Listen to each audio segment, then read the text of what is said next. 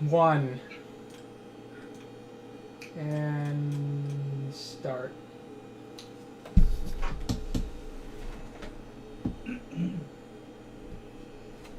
There. Oh, success, nice. Cool. You see it? Yeah. Yeah, there it is.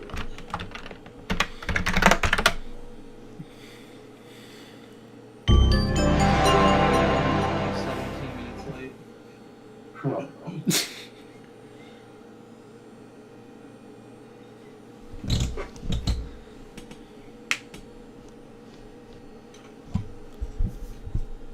Alright, we ran into a whole bunch of technical difficulties, but now here's our little casual stream of Windows 95.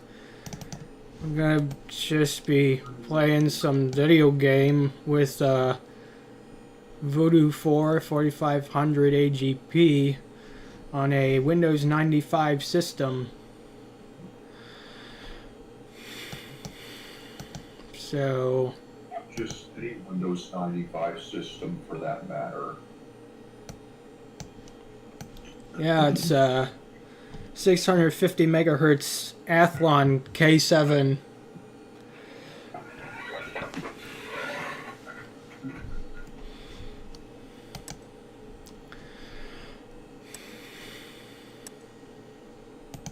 It is a pretty normal looking Windows 95 system, as you can imagine. Yeah. You got your little MIDIs here. Play some very rocking music here. For sure. Yeah. And I've also installed IntelliPoint version 3.2, I believe. Yeah, it's got to be 3.2, which enables the use of the mouse wheel You can and use 3.0. faster, just smoother mouse tracking. Yeah. 3.1 is possible, but that requires IE to work, which I'm not a fan of. Yeah, IntelliPoint 4 is no good. So Not in.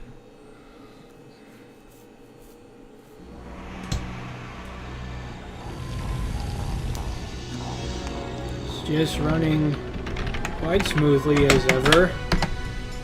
Just run a time demo so you can see for yourself.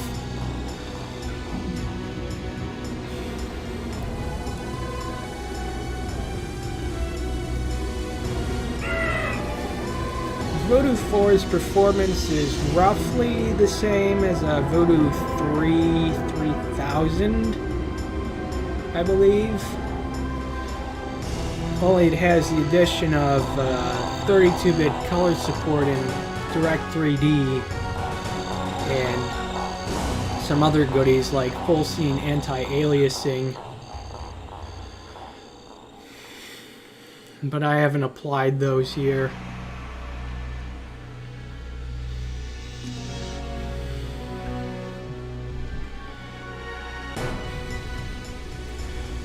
Alright, at 800 by 600 we get an average of 77 frames per second, so that should let us be smooth sailing.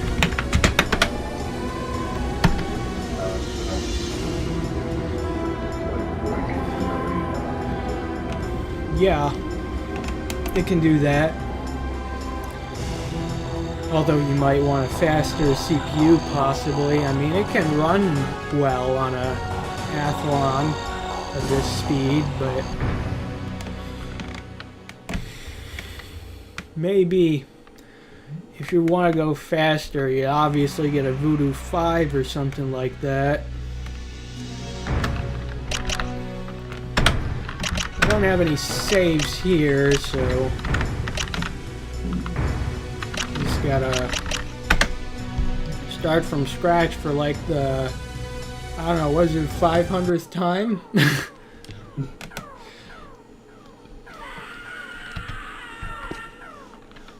Prisoner 849 escaping.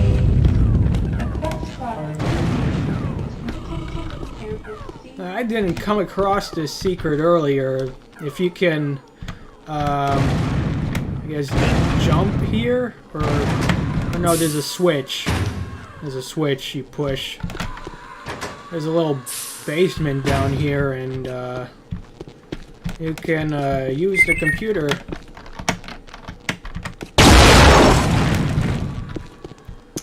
That's a nice computer.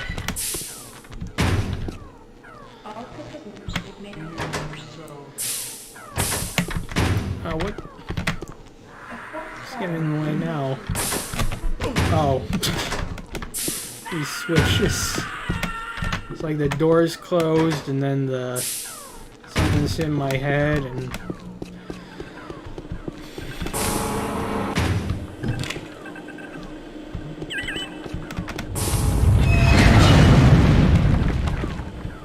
Prisoner 470. Prisoner gate 827 escaping. All prisoners remain.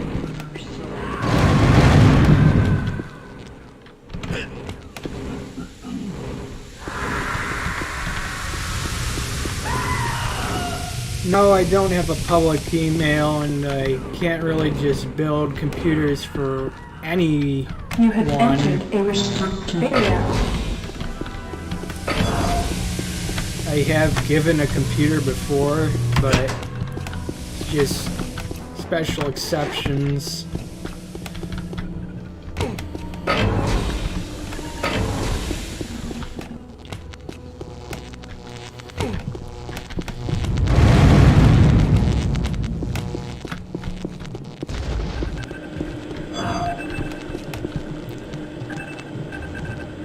How's the audio? The stream audio looking for you?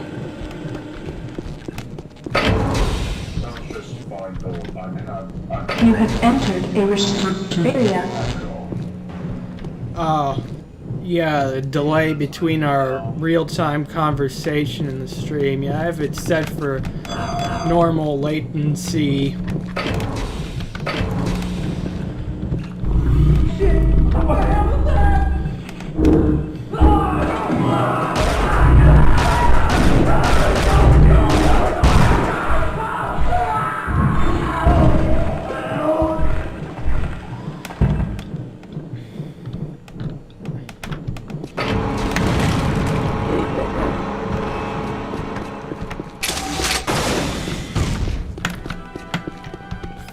Unfortunately, it looks like he just disappears and he walks through this hallway, so you can't shoot him at all.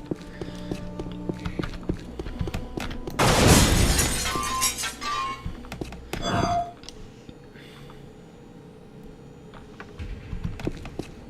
need to uncover my files. You have one?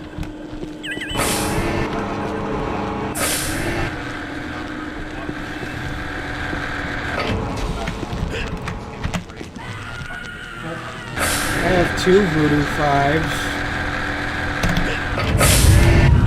The other one has some... X cards, because even like... so I only have a Voodoo 5. Yeah, even in 2012, the 8 megabyte Voodoo 2 I got was kind of expensive, like $50, possibly plus shipping. In fact, the cheapest Voodoo 2 that I got was just very recently, maybe like last Saturday. I went to the computer recycling store. I got a STB 12 megabyte Voodoo 2 for $45. So I guess that's an improvement. Yeah. My Voodoo 2 I found unmarked with like parts back in 2000. And it's still sold PC parts at Goodwill. So they don't do anymore, at least back at home where I live, they just don't do anymore.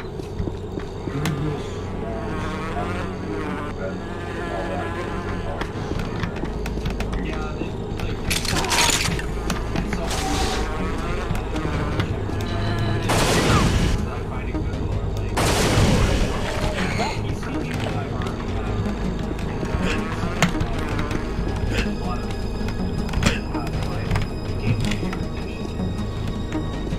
Game of the Year editions.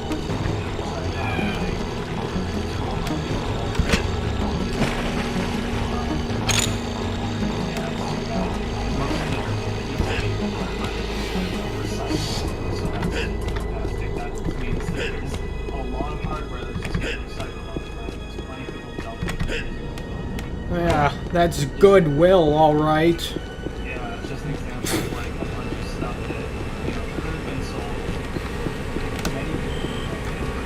Yeah, actually I had to talk to the store owner about 3DFX cards and tell him what they are so that he could look out for them when he's getting computers just being hauled into his little place.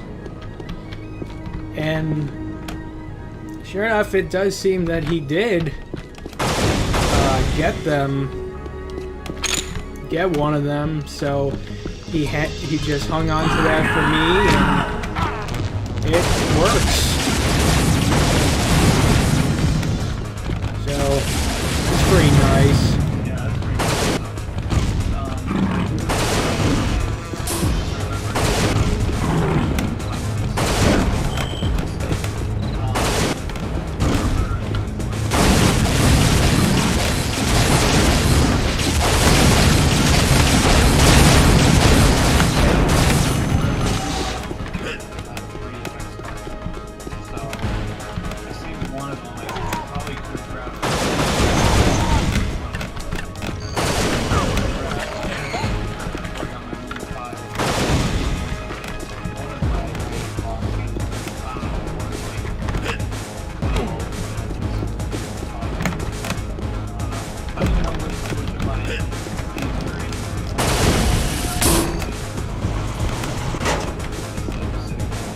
Yeah, I've got a lot that are sitting there too because they're missing power supplies. I need to get some good ones for them.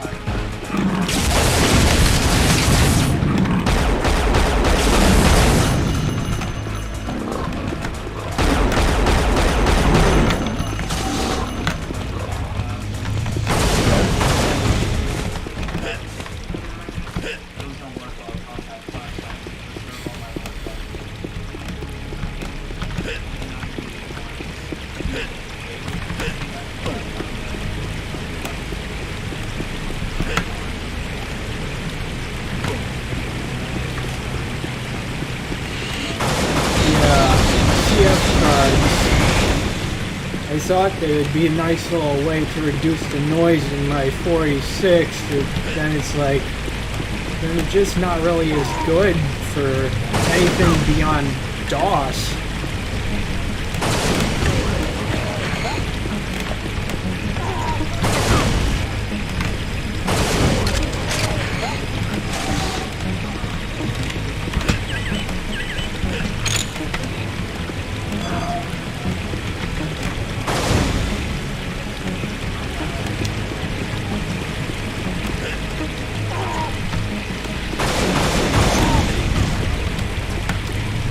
Yeah, I think it's a matter of like virtual memory swapping, possibly.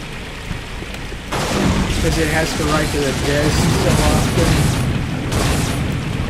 Yeah, and that's why you gotta, if you're using a CS card, you really have to install a lot of memory, even if you think it's overkill. Because they're gonna wear down a lot more easily than hard drives.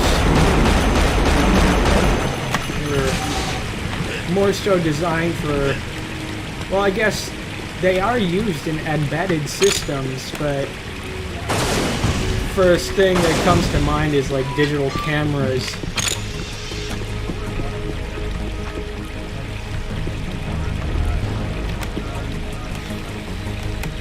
Work with those.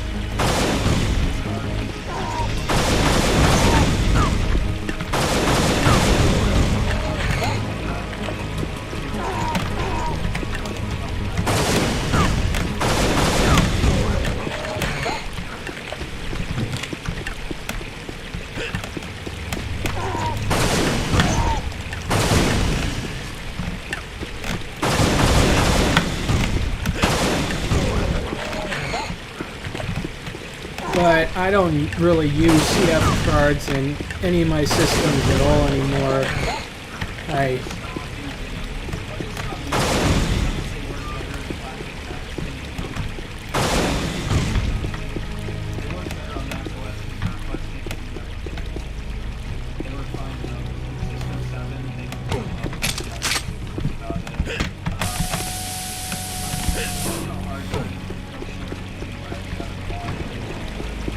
Yeah, even like the SCSI hard drives, you can find them for some good prices if you're vigilant enough.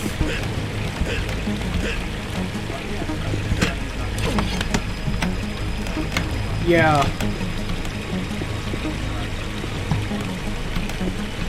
Yeah, it's that 80 pin that are like really easy to come by. Although I would kind of rather get like some of those 80 pin SCSI caddies to make them easier to manage. I know you can just like get the normal adapters. Those aren't too bad, but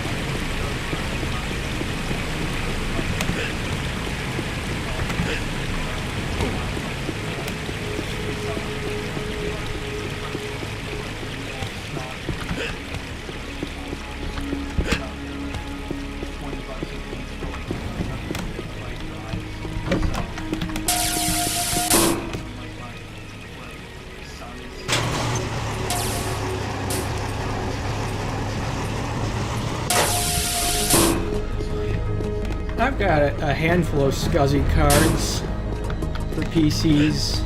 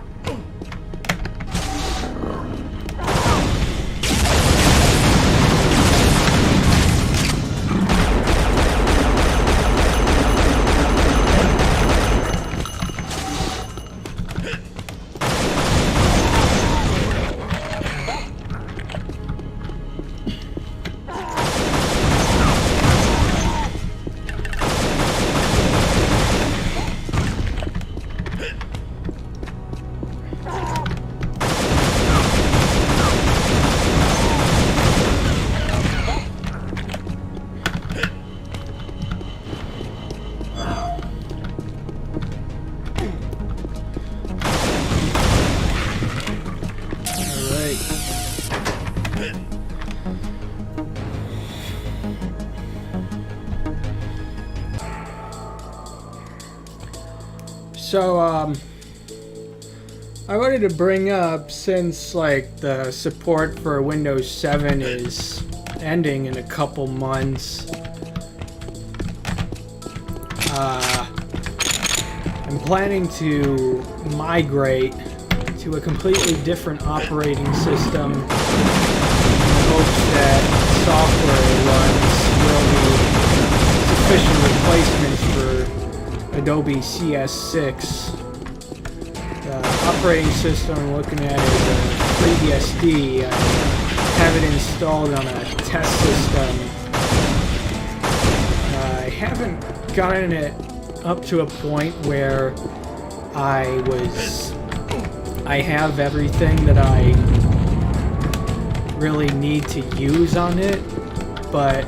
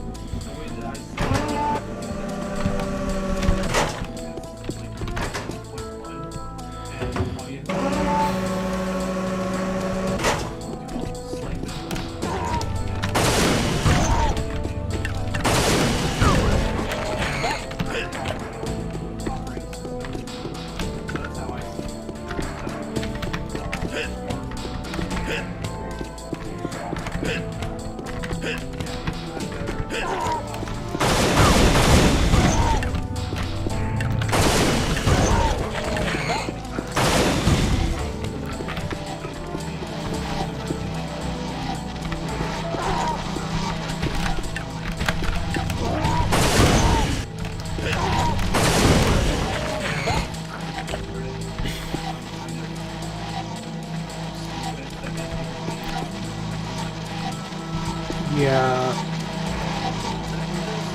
they like to take away things arbitrarily. I know I was wanting to use LTO tape backup in Windows 7, but that they removed support for tape drives in their new backup utility, so they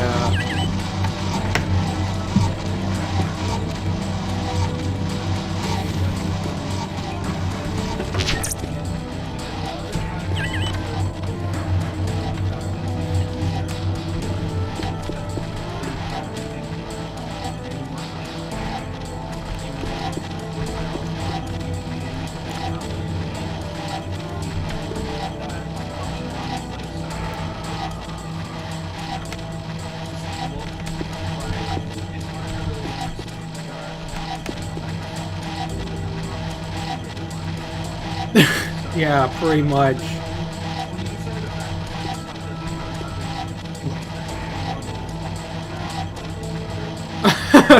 We want your feedback. Tell us how we can improve Windows 10.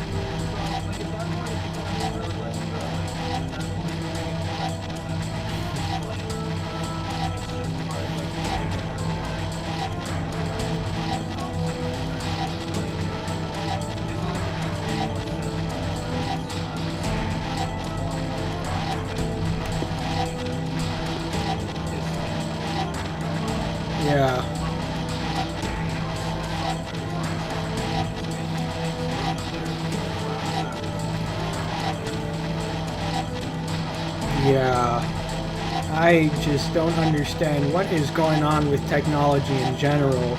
They have nice hardware, like Ryzen 9 3950X is an intriguing CPU I might get when I do complete my migration to FreeBSD, but everything else is all like going in the wrong direction. By the way, I've been standing here just to point out, admire this lighting here, the way the lightning bolt just really creates this cool effect here.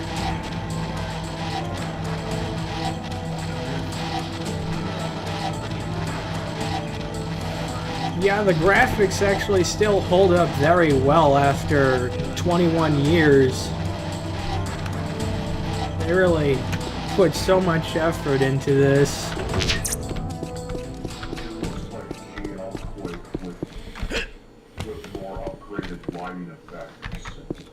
Yeah. Well, then it'd be like a different source port. I don't know, maybe like Dark Places. Oh, and here's a little funny trick. If you dodge in the right direction, like in the right position, you can actually jump up here. Let me see if I can pull it off.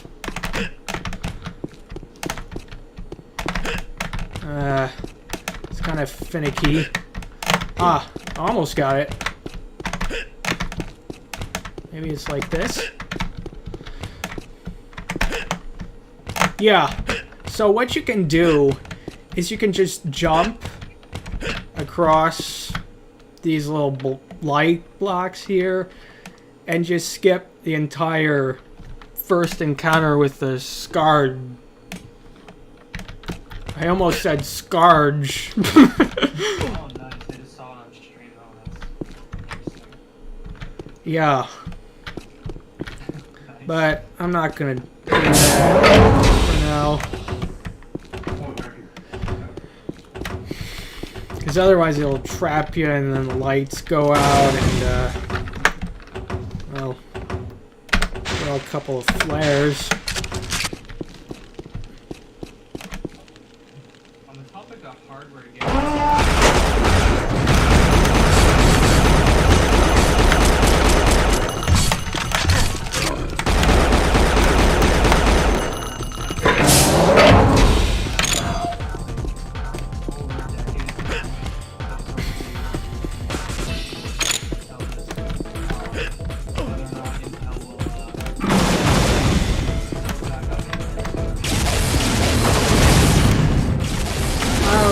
I think Intel is a pretty arrogant company, so...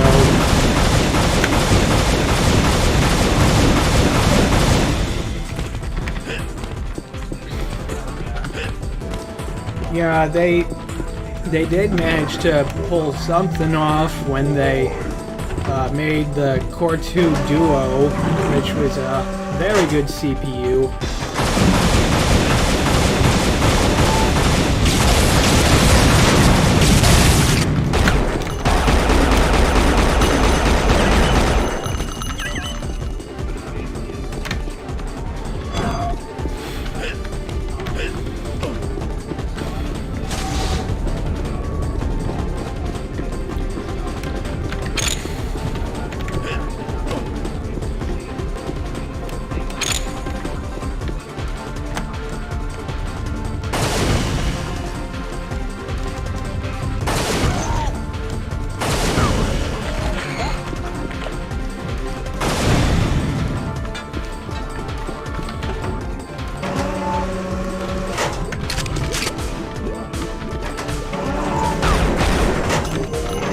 Yeah, AMD did a lot of really neat stuff, even like 20 years ago. They came out with this Athlon that you're seeing in action right now, and then they created the 64-bit variant of the x86 architecture, which Intel ended up adopting.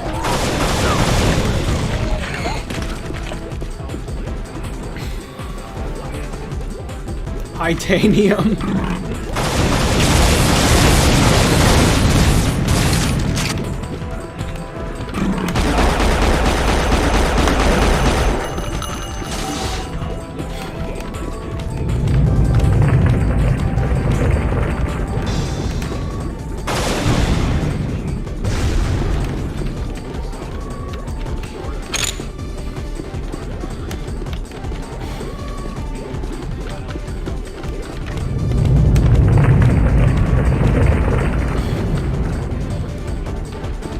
Yeah.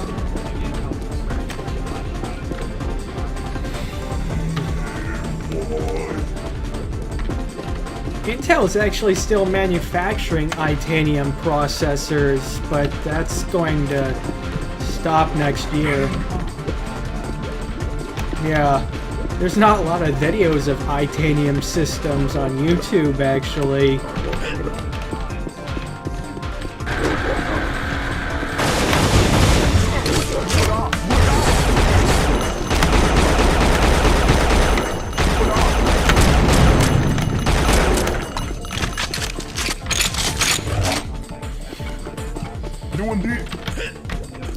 Windows Server 2008.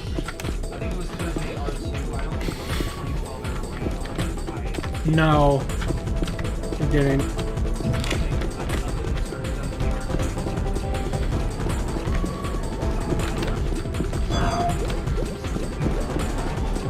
Yeah.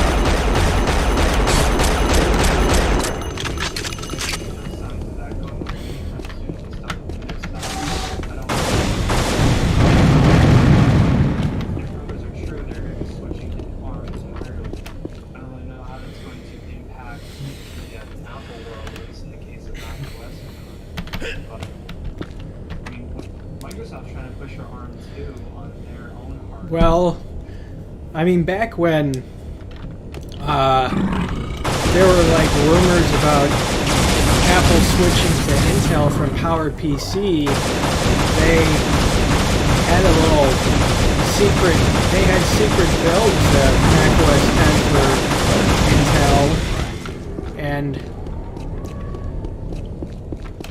so maybe they have something like that that's really preparing them for ARM. They probably definitely do. I do know, at least in the case of like PowerPC, that's really good vision,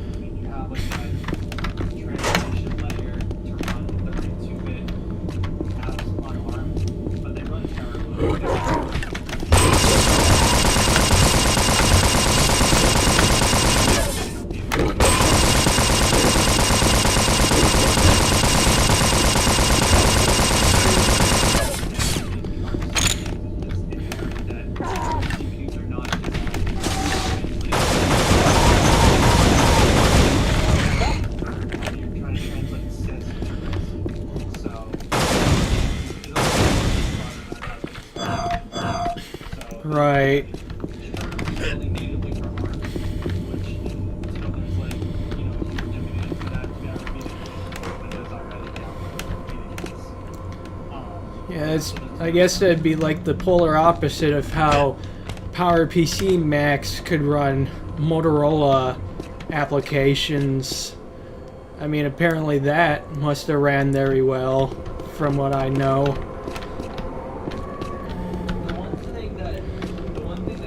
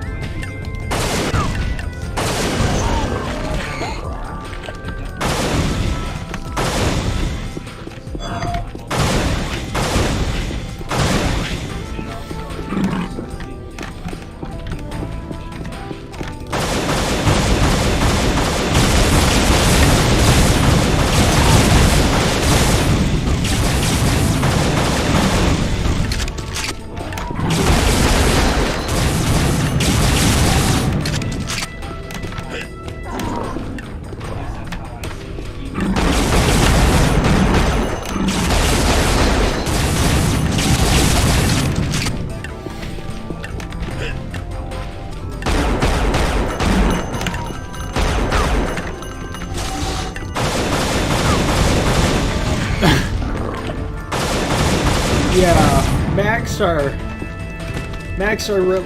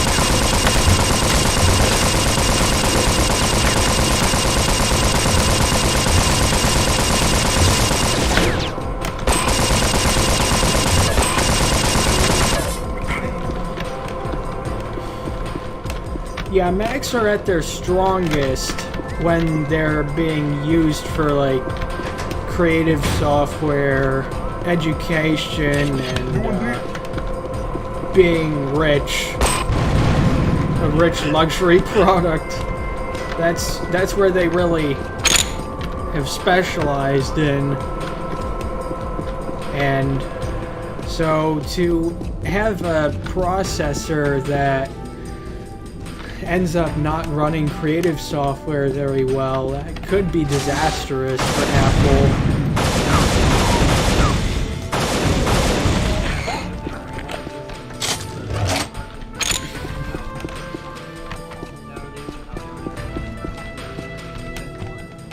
Yeah.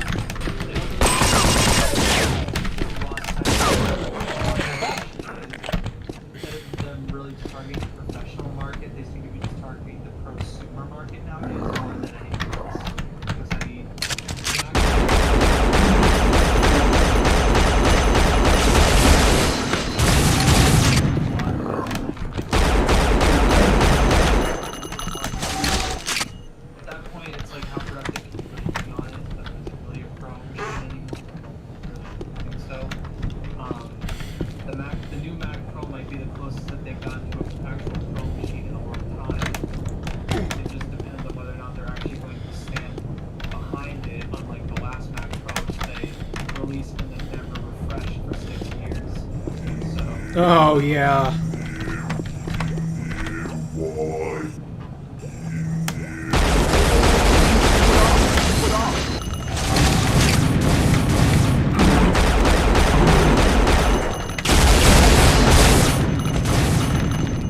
All the older gaming laptops are still become better value than MacBook Pro. Yeah.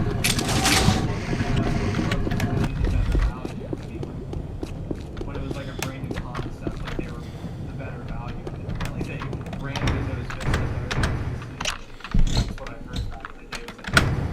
Was that that was pretty cool. Yeah, that's kind of funny to think about. Yeah, I was a Mac user from 2007 to 2012, and I mean, I was getting cynical of them in the later years, but in retrospect, they were good computers. They worked very well, and they did a lot for me in regards to learning how to edit videos. A lot of my videos from 2007 that I made and really sucked, and thankfully most of them are not out there anymore, but I mean, it was a place to start. Started off with iMovie HD and later went up to Final Cut Express 4 and then Final Cut Studio 3, which had Final Cut Pro 7. Yeah, I really need to stand up for a while because sitting down for too long, I don't know how some people do it, but I mean, I probably used to do it a lot too, but nowadays it's like if I sit down for too long, it just hurts in one way or another. So You get tons of stretch marks up your back. Yeah, some days I can sit at a PC for like 2 or 3 hours and just, usually if I'm programming something, some days I can just sit down and just for 3 hours. Other days I might need to get up every 30 minutes. I don't really know why, but sometimes I just get really bad, like, sometimes I get back pains, like, sitting for 30 minutes. It doesn't even matter if the chair is good or bad or not, I'll just get, like, some sort of pain, and I'll have to get up for, like, 30 minutes. That's great. Not hunched over. Yeah, I mean, like, even if I don't tend to sit hunched over. I don't really know what the deal is with that. Or lean back, whatever. Some days I just, like, some days I'm fine, other days, yeah. But yeah, I mean, Macs are good. I mean, Macs aren't terrible. They're not bad. I mean, the hardware can be better, I think, because they're too focused on thinness nowadays, even though the hardware otherwise would be pretty good. yeah, And I the think software, I mean, Mac OS is like super reliable operating system. I think Mac OS is being a little bit sort of like messed with in not a very positive way nowadays. There's too much focus on iOS and Mac OS conversions that the UI is sort of very fragmented. Some of it is very iOS mobile UI sort of, and then the rest is just typical Mac OS UI. So I think it's very, very fragmented, but at least the core of Mac OS hasn't gotten any worse. So I mean, it's still reliable for everything that Mac OS has always been reliable for. But yeah, Mac OS was a nice operating system. I liked how it was it ran on a kernel based on, I'm not sure if it was FreeBSD or some other BSD. Oh, yeah, it was FreeBSD, yeah. It's like, yeah. like a fork of FreeBSD. It still runs pretty good. And so when I learned how to use the terminal in 2009, learned how to use Unix like command lines, that became a lot nicer for me because I could, you know, work with my Unix boxes without having to install any sorts of awkward things. And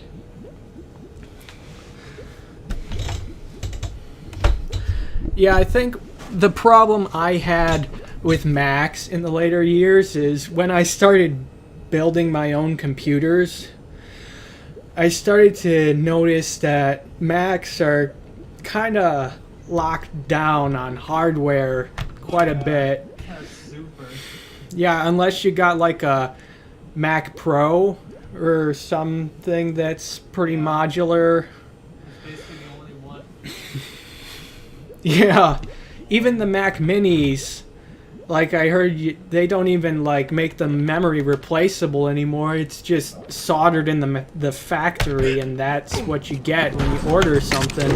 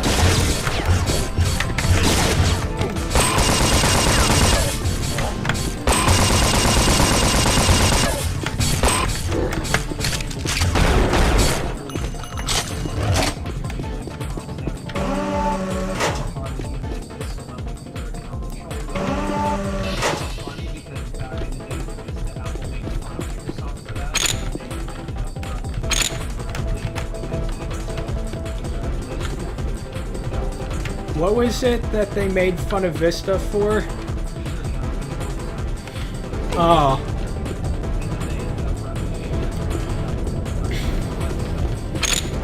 Well, I think that's something that was kind of something that existed on Mac OS 10, all the, I don't know, I habitually call it Mac OS 10. Old. Yeah.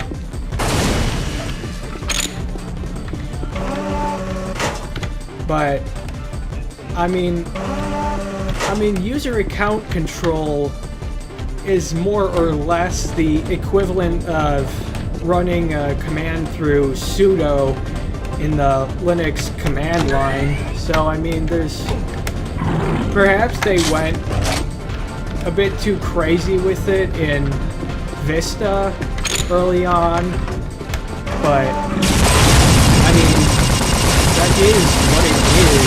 Just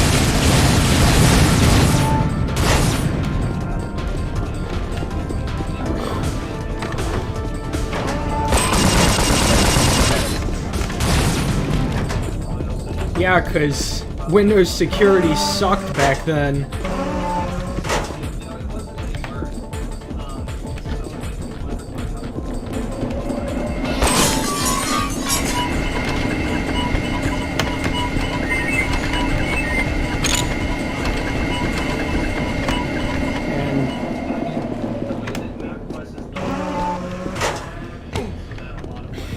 install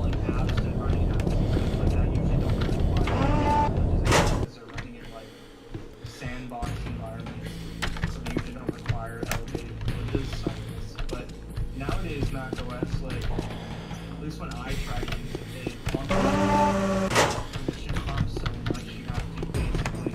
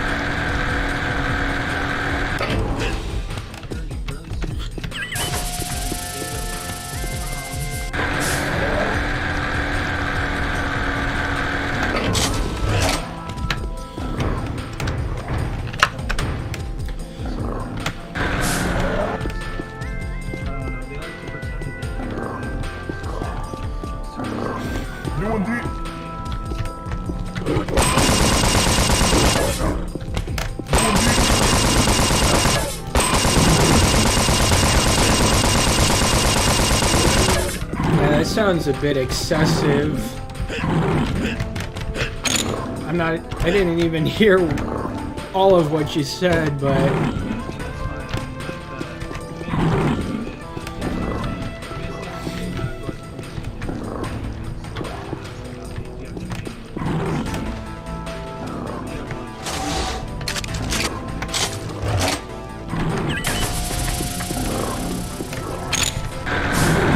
yeah, they've had security prompts before that ask for your password for like changing system settings and other things that are kind of integral to the system, but if it's gotten to the point where it's like that, it's like, what is Apple doing nowadays? So it's like, what is Microsoft? What's going on with Microsoft nowadays? What's going on with Apple nowadays? What's going on with every technology-related corporation nowadays?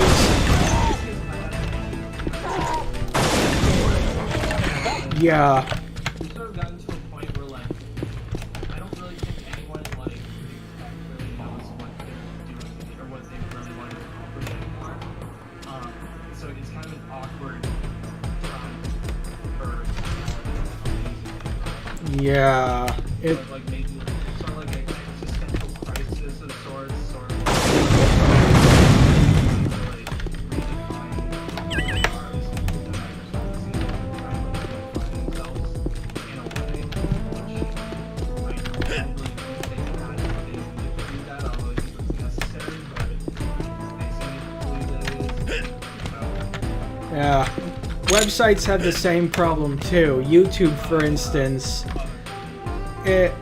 What has it become? It's like everything about it, everything I loved about it, apart from the ability to watch videos, is gone. yeah, YouTube is.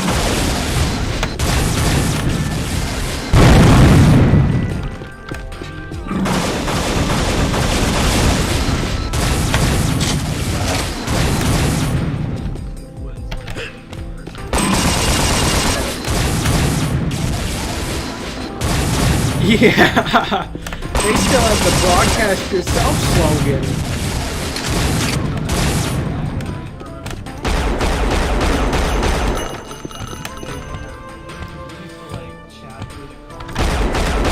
Oh yeah, back when like speaking of which, the whole comment section on channels was like, now it's,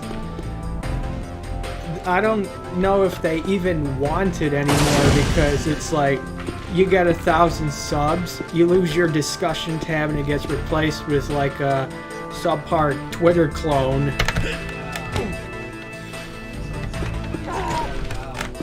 And why at 1,000 subscribers do you earn that community tab?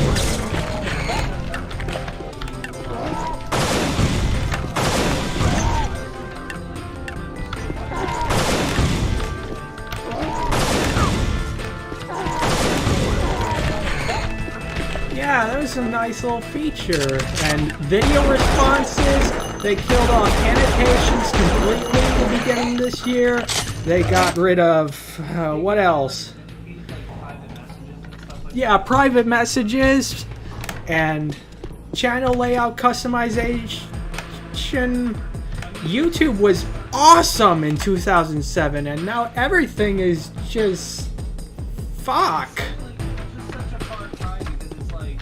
Oh yeah, and they also don't allow swearing, so I guess if my stream was monetized, I'd lose all my money.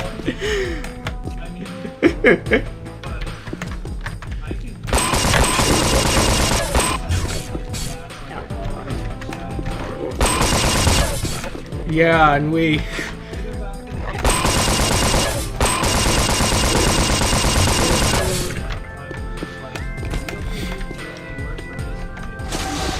Oh, how naive.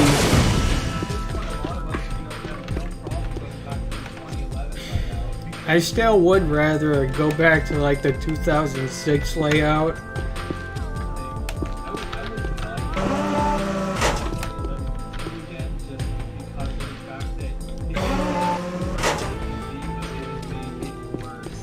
Yeah.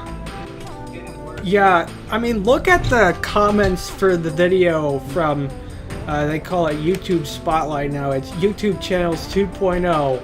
Before it was just nearly unanimously lambasted by every single active community member you can possibly name on YouTube.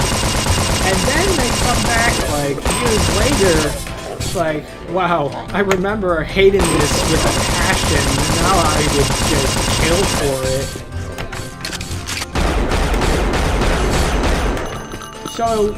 So then what's going to happen?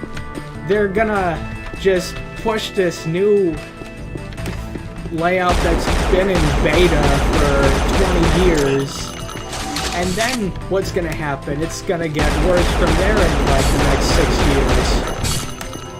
They're gonna do something to just make it even worse.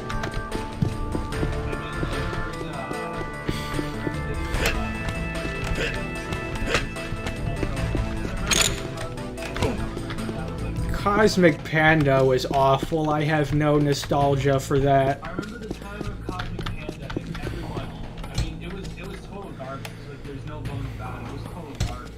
But it's like, you know, you have like something like Cosmic Panda, total garbage, and somehow they still, you know, you think they would come back, like, not it got worse. I think what they...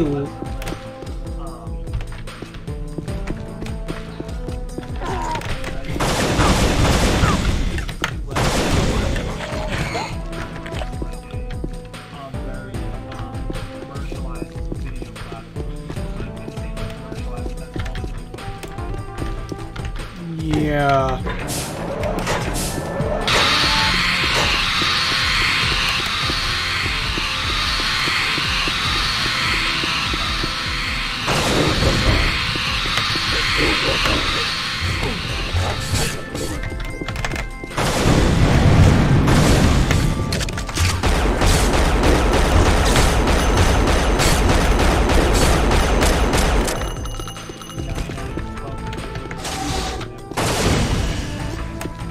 Recommendations are the worst.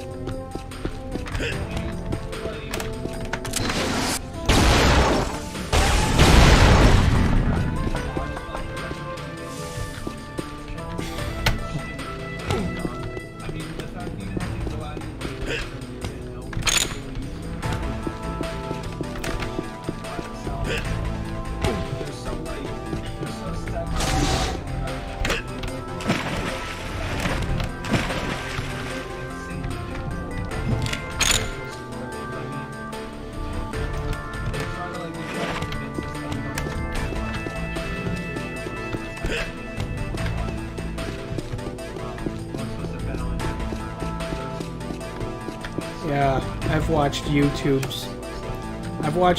videos since 2006, made my first account in 2007. And actually, I still have access to one account from 2007. It hasn't been active at all, but I have it connected with my Google account right now. So, I mean, if you want, I can prove it to you that I've been on you. I mean, you know I've been on there since that long, but... Yeah. I mean, yeah, I remember a couple of the channels we had back in the day. And then I had so many of them back in the day. So many YouTube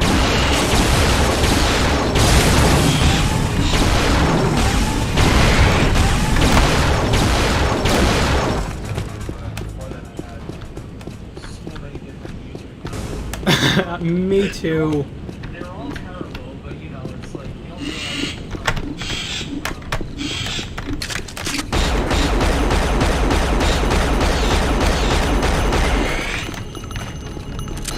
Yeah. Everything is so much different back then. And I mean,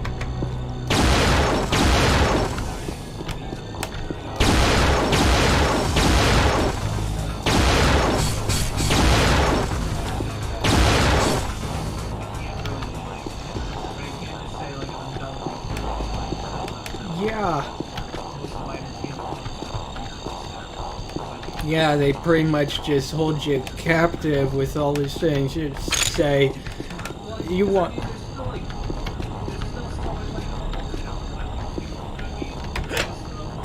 Yeah. It's a lot harder to find.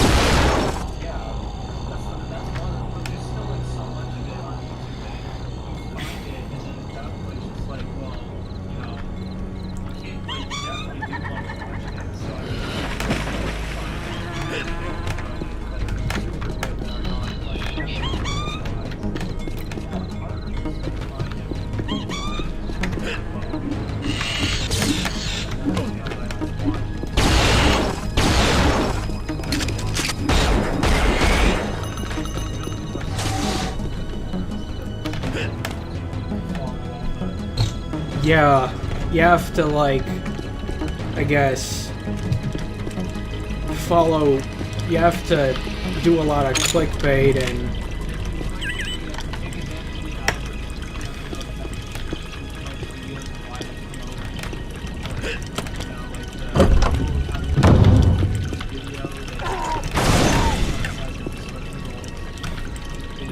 Yeah, and get more ad revenue because you get multiple ads. It is disgusting, really.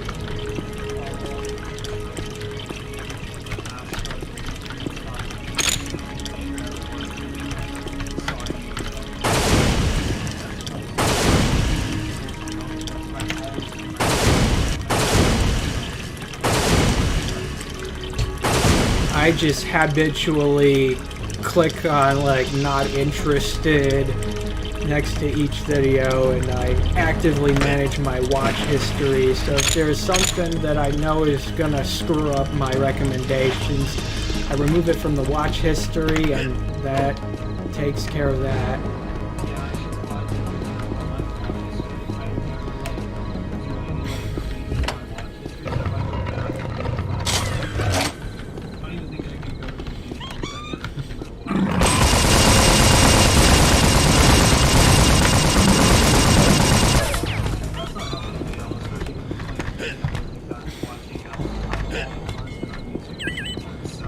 Yeah.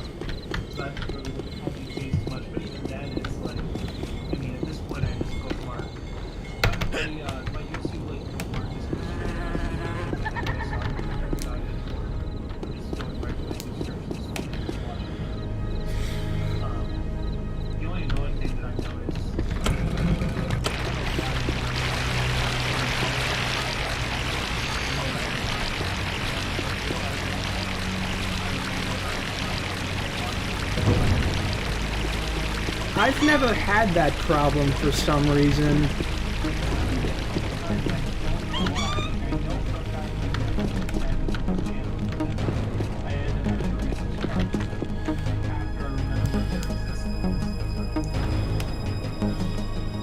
couple times. Yeah, YouTube hasn't been honest about a lot of these things. Yeah, I guess Like- I shouldn't really be surprised. I mean, it is Google after all. So, Yeah. Google is, well, something that you'll just never be able to get answers from. They'll provide answers to things not related to Google through their search engine, of course, but if you want to know what exactly they're doing, what is going on with them, why they keep doing such arbitrary things, yeah, good luck trying to find the answer on Google. yeah. That's just how Google is. It's part of Google. It's Yeah, don't be evil, they say.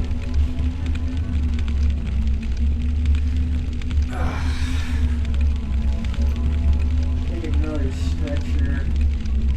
One more that why is 60 frames per second feature only capped to 720p and not anything lower than that? Yeah, I don't get it. That doesn't even make any sense. I never understood that. We should run YouTube, really. We can just fix everything. Which makes no sense. And the folks at Google like forget the fact that like most videos are recorded at 60 FPS on like older cameras. They just like forget about that fact. I mean, Or VHS tapes. because I remember, because all my mini DV videos that I still have are all 60 FPS like recordings. Like, it wasn't really normal for recordings to be always 30 FPS for like flash memory. Yeah. It's... But YouTube's like, no, sorry, only HD.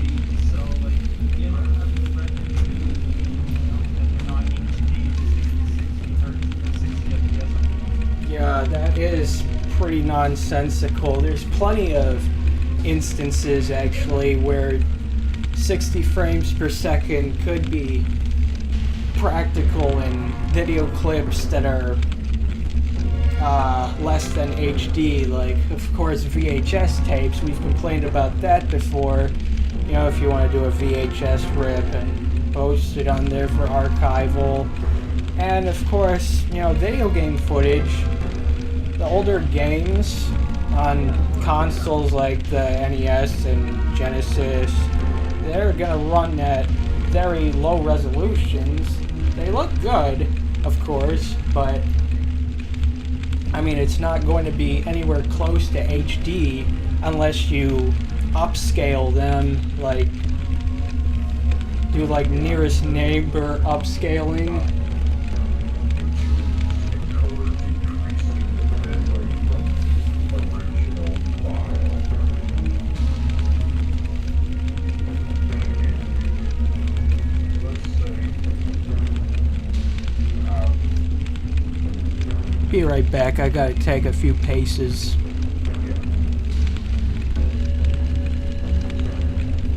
let's say the 720p video you have is at like 30,000 KB per second. YouTube actually decreases that amount, so it's just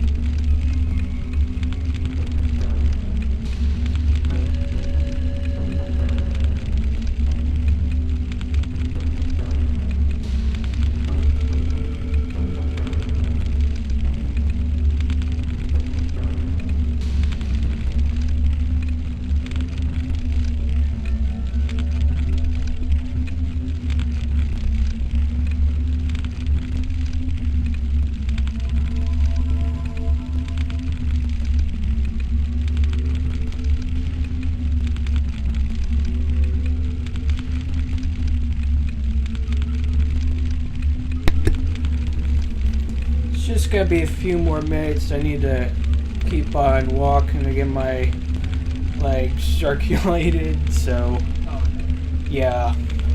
I can't sit down for too long sometimes. So Yeah, that's fine. yeah. Although I'm capturing my copy of the stream to a RAM disk, and I'm gonna have to see if I can move it to just recording on the solid state drive, since I am running out of space on the RAM disk.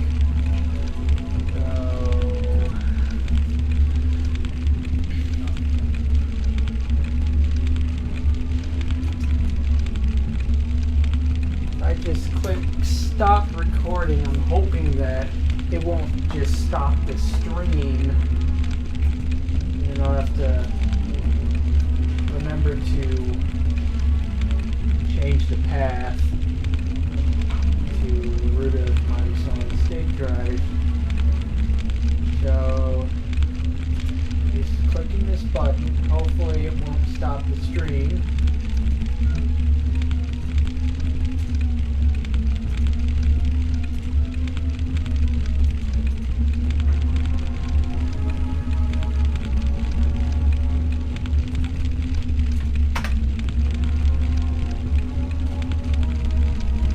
Okay, I'm recording again. I just moved my clip. Or wait. That's not all of them.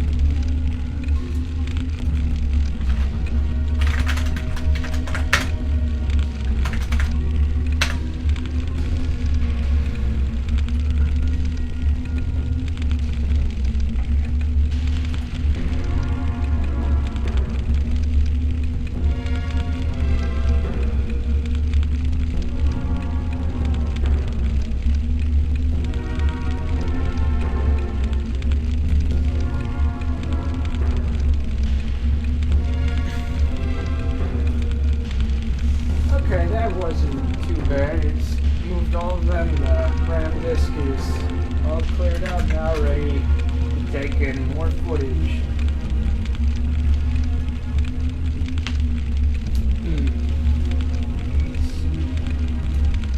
Maybe do like 3 more.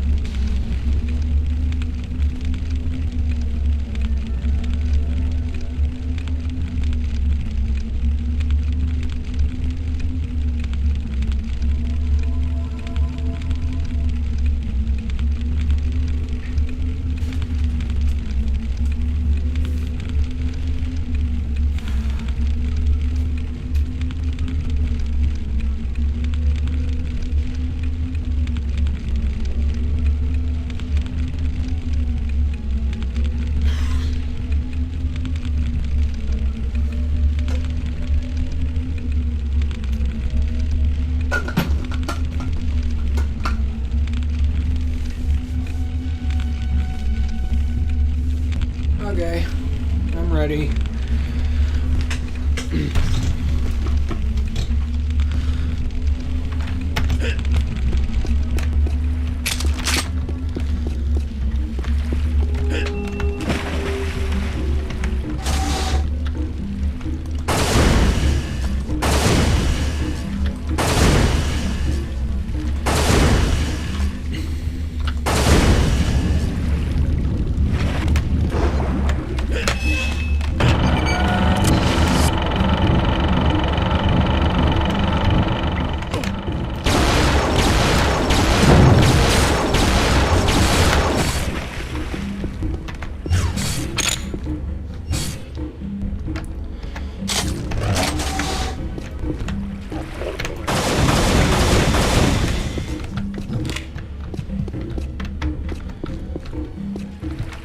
imagine just sleeping so cozily in there and just find this guy just shooting at you randomly.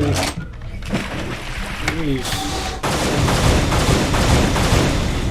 Not even funny. It's brutal.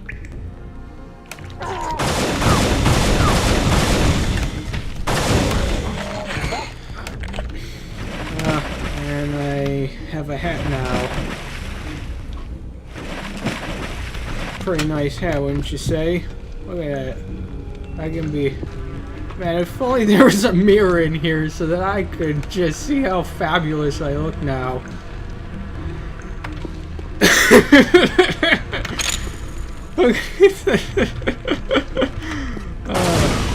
Oh, that's nasty.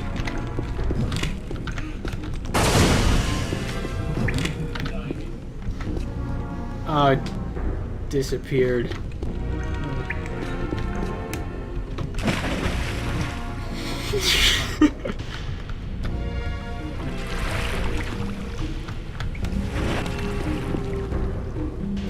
Those fish can hurt you. Those little tiny ones.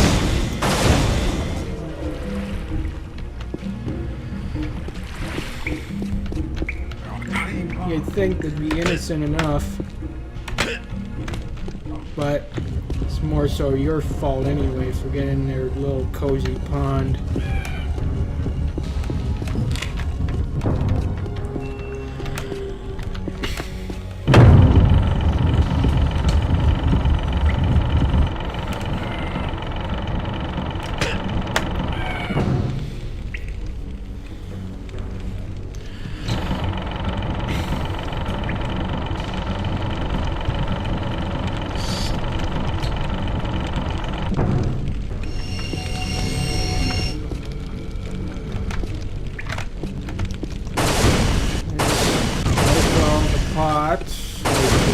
It's a Zelda game and I just fell through.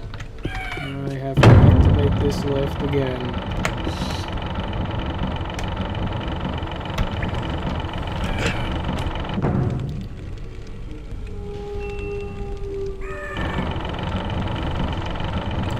Well, at least it doesn't show these annoying message boxes before you can take the lift. Oh, what's that? Never mind.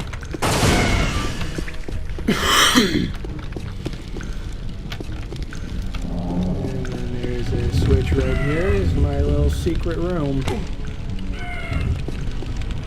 And here's my other secret switch to my other secret room.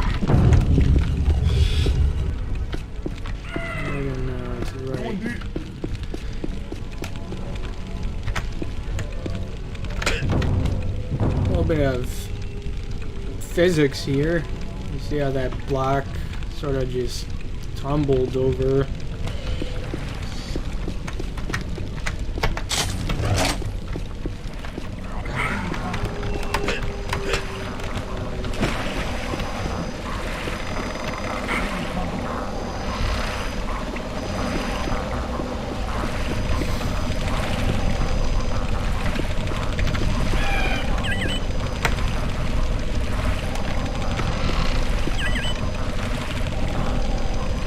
Yeah, these Nolly guys think you're the Messiah because you're... I'm not sure what the whole story is. I can't remember it off the top of my head, but they say like something would come down from the heavens to liberate the Nolly from some menace.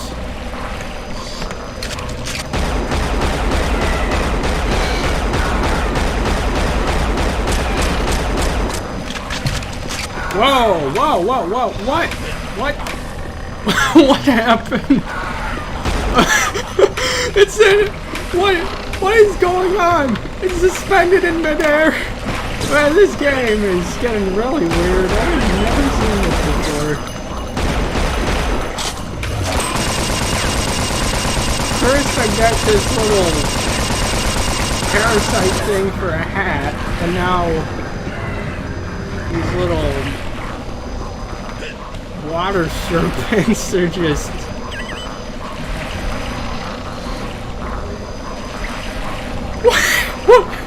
What happened, man?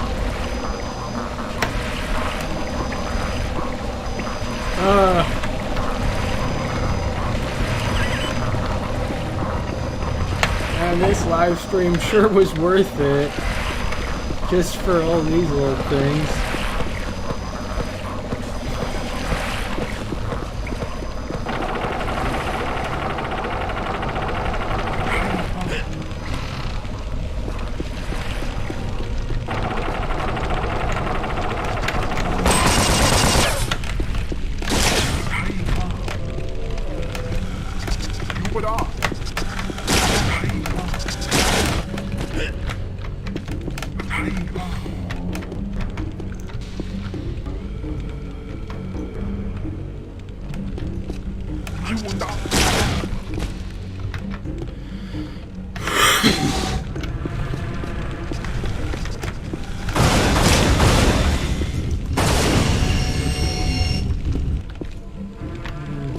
Another vanishing nollie.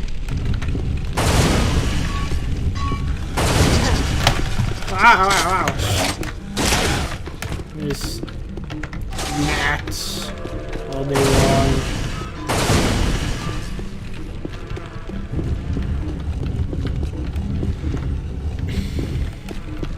I can't remember the exact count that there were. I guess there's like 5 or 6.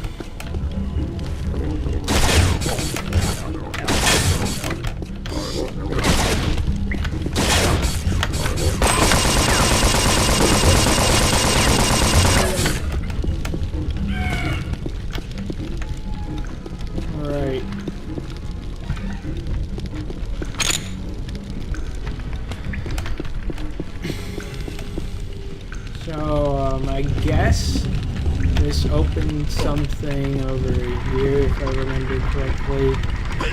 Yes. A little bit of lag here.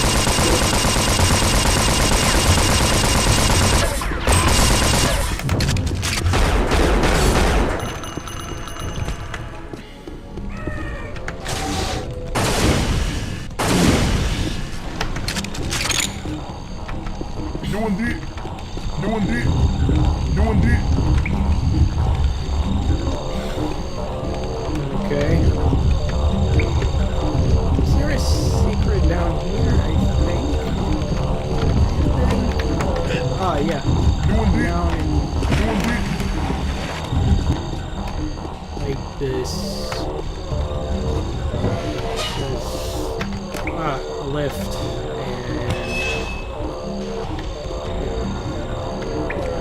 Come back down. There.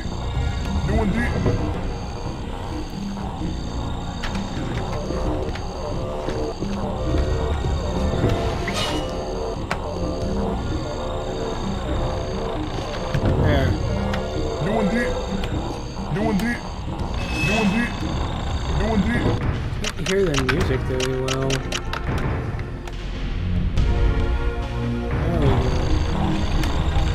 Some real good music here.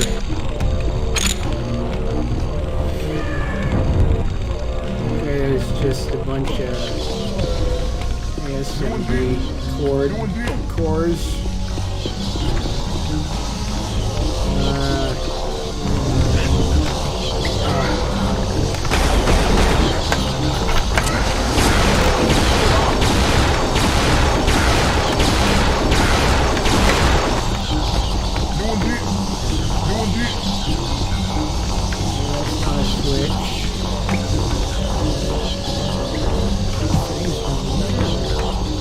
Check later.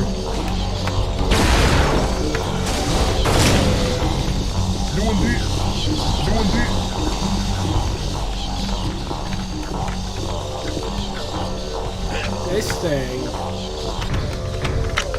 not saving it as often as I should.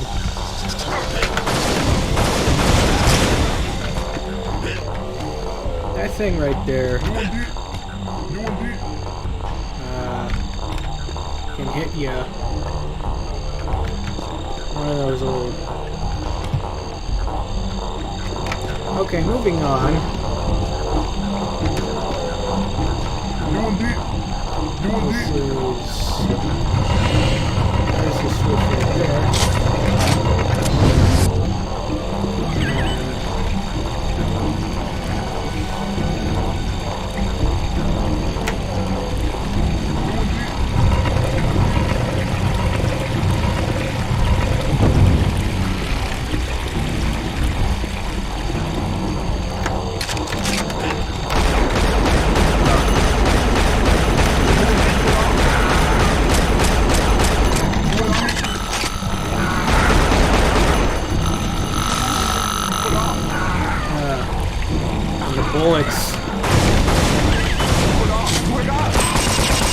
Bullets just clipped into the floor. The slith is what they're called. Nope. How else did I save? I was saving him.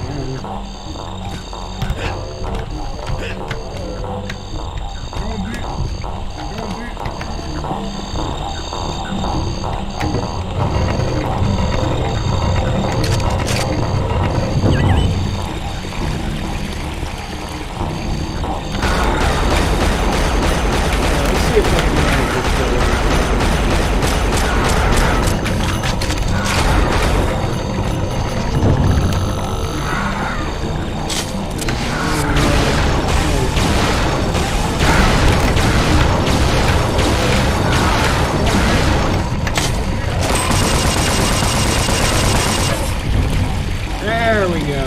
Now I can actually live in peace.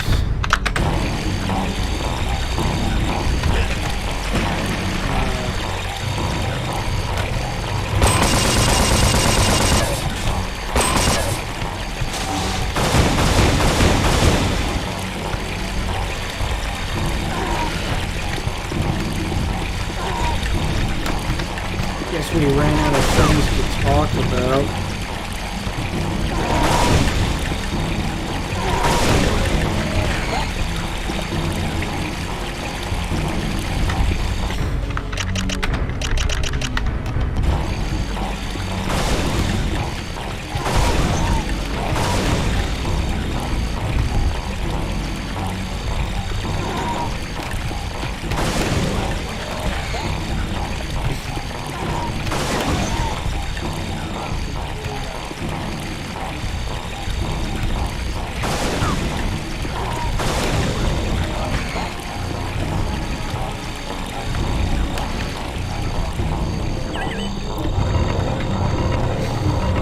It's difficult.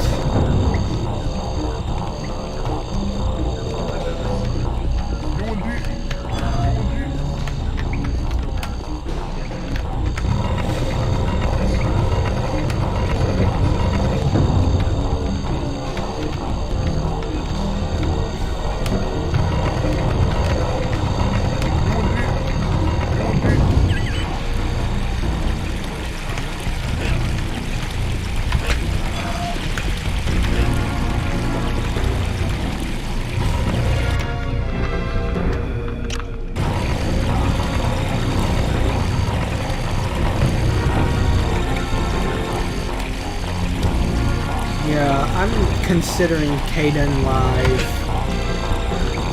That's what I'm going to be trying out. I'm going to make my answers video with that.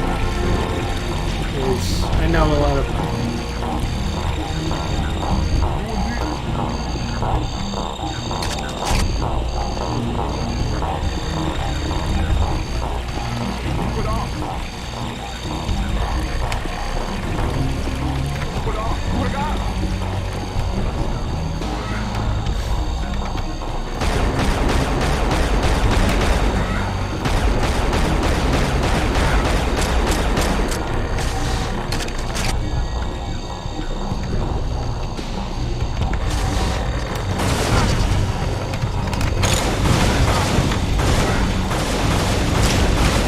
Yeah, it's probably in the quartz tree.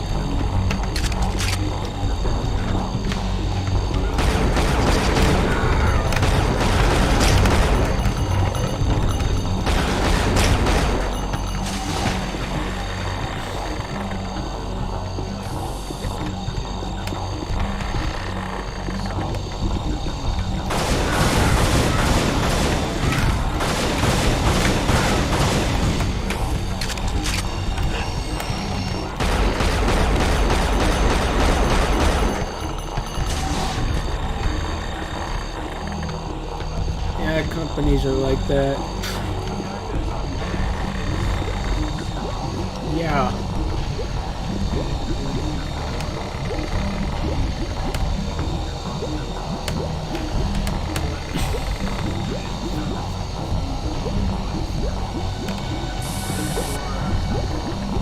I used to use Ubuntu, but stopped after like they started implementing GNOME 3.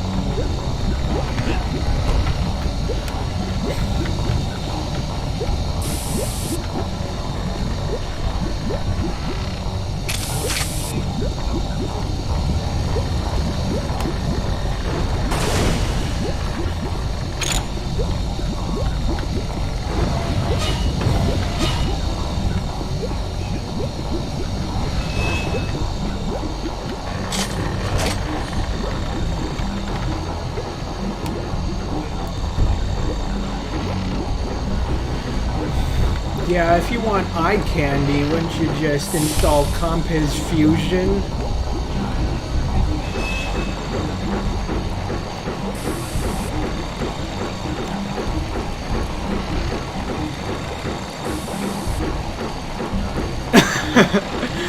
Yeah, you could run Compiz Fusion on a Pentium 2 or 3 pretty well with a good graphics card handy.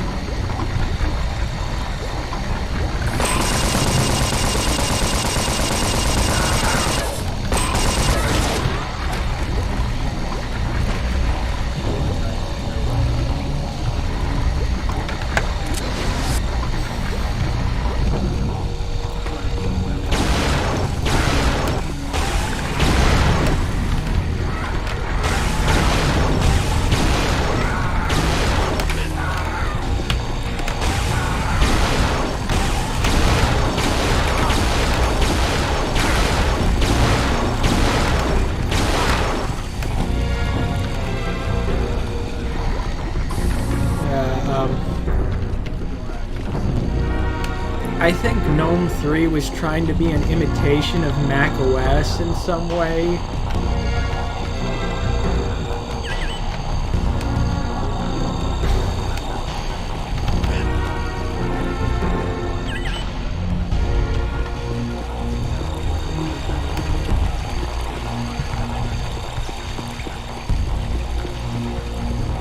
You know, I wonder if I can try to make a shortcut here.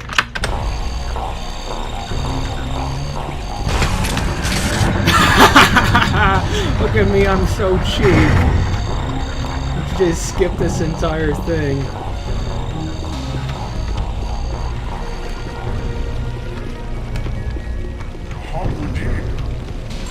I'm not shooting you. Wait. Why did I just telefrag?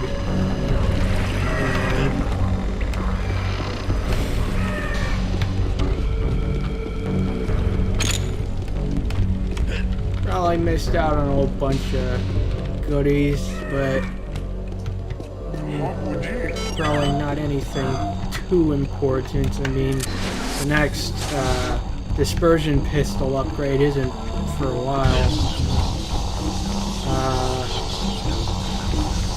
Of course, now I forget where I'm supposed to go next.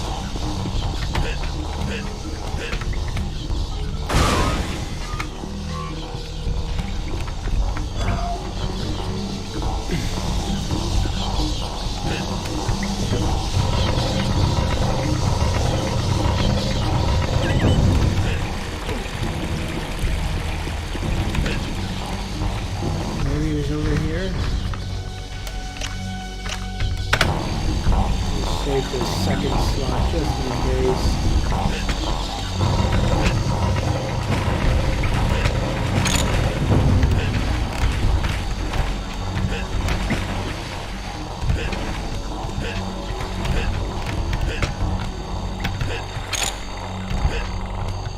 Oh, there's something new.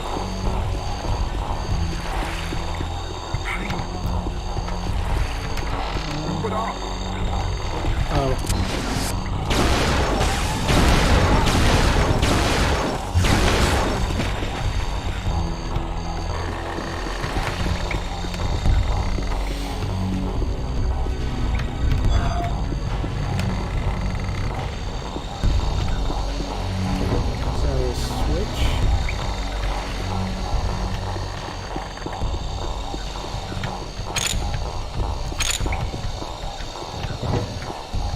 Have you ever used a mini DV camcorder?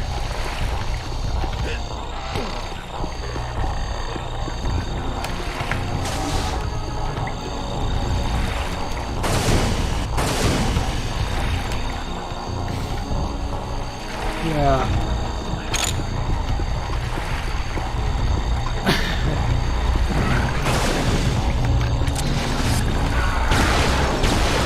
Mini DV was awesome. You could get such high quality, even like in the 90s. If you were rich enough, anyway.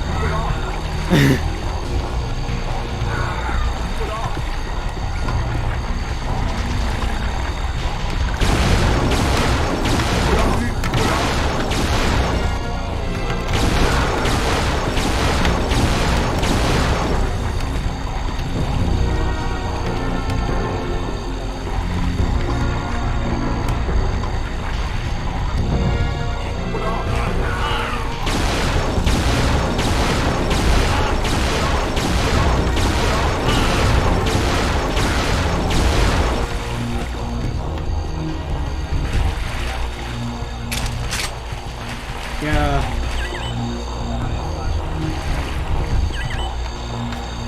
Nowadays, prices for flash memory cameras are pretty good, but I ended up not switching over to just recording entirely in digital until production until 2016, when I got a Galaxy S5 refurbished,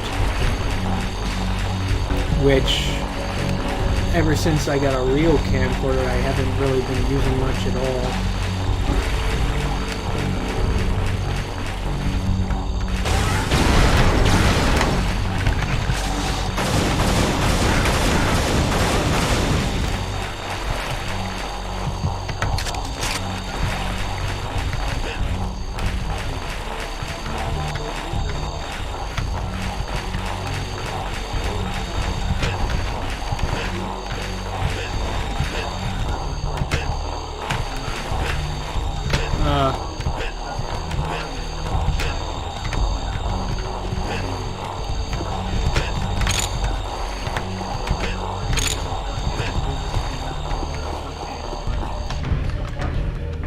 Yeah, 4K isn't really so practical.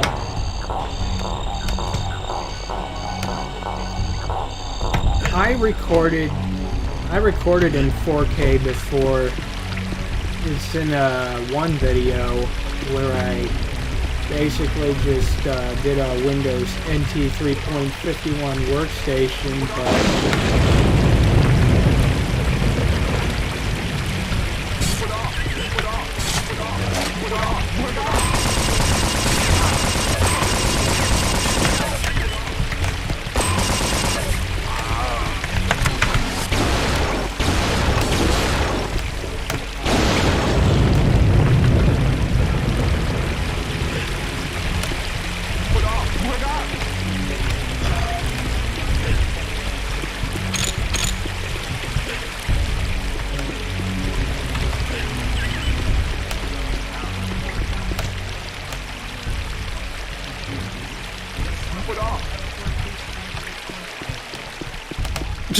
why would a phone need to have 4K?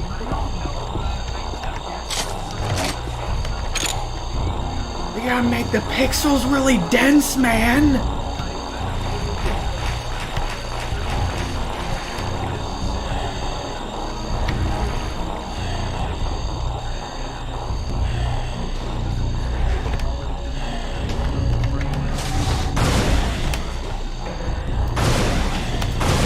Where am I at? Well, at least I got the scuba gear.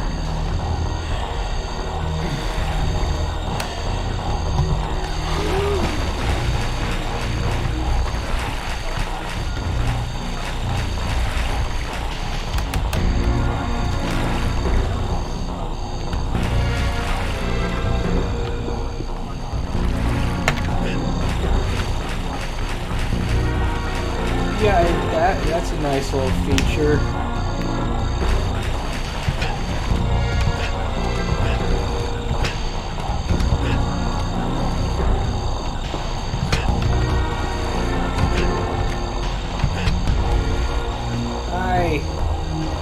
Well, I guess you could like plug in a camera to a capture card through its HDMI port, although I'm not sure how well that would work.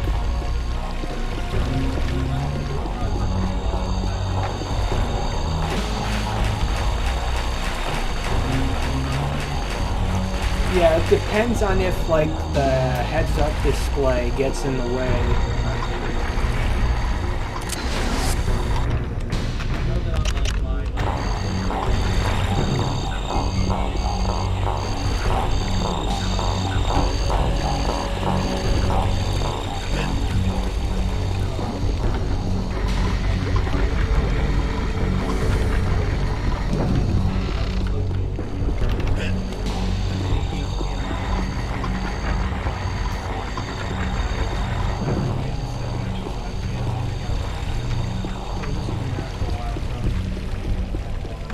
Yeah.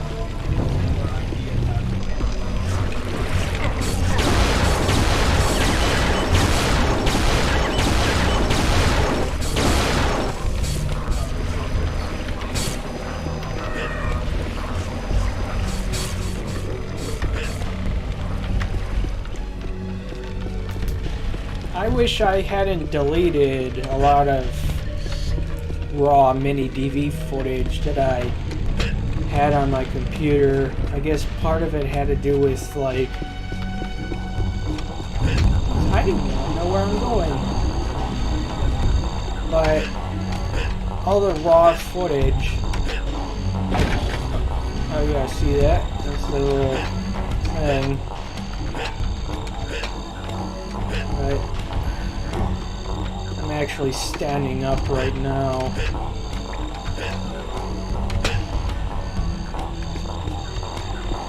There's a lot of things that I recorded in mini DV. Sometimes I just do it for like no reason. And then there's a whole bunch of videos that I made, some which I have never even published, that are just gone forever. It sucks.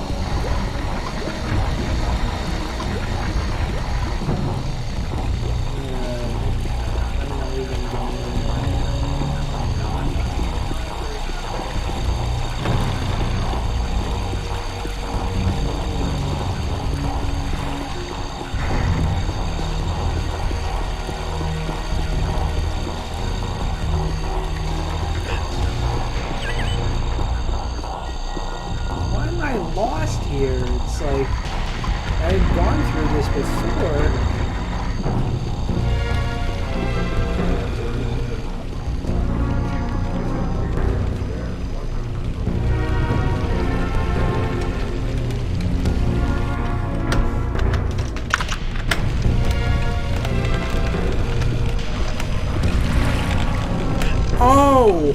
Oh, of course. This thing. I was supposed to walk through there this whole time. Oh. Well.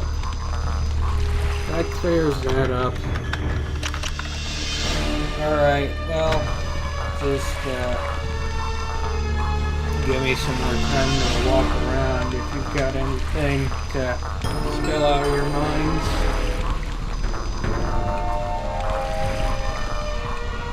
In fact, you know what?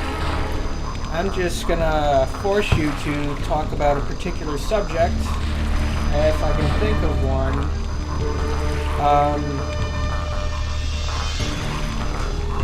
Let's just do arcade games. Be right back.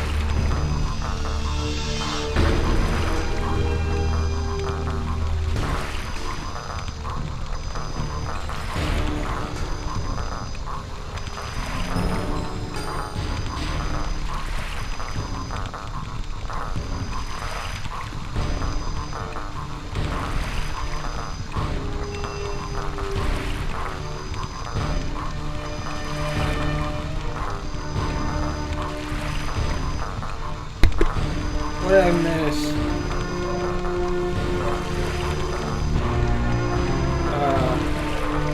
I guess you started talking about consoles.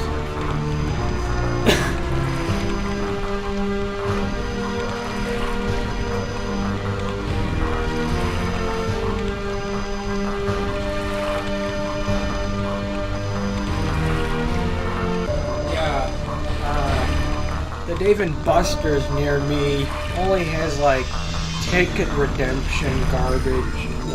That's not fun. I like actual arcade games that try to provide you with some kind of a longer challenge, like those STGs. Some people will call them shmups.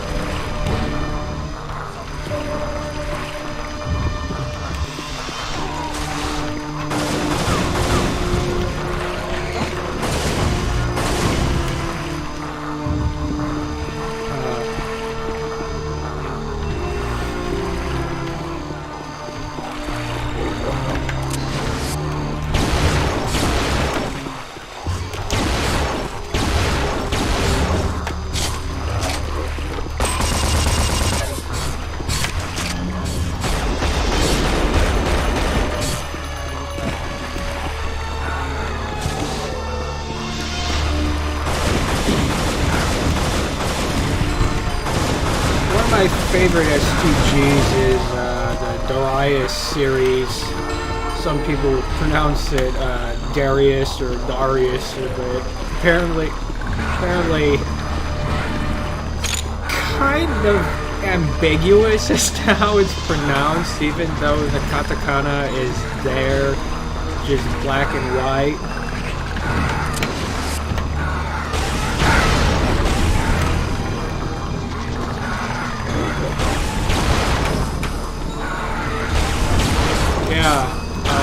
There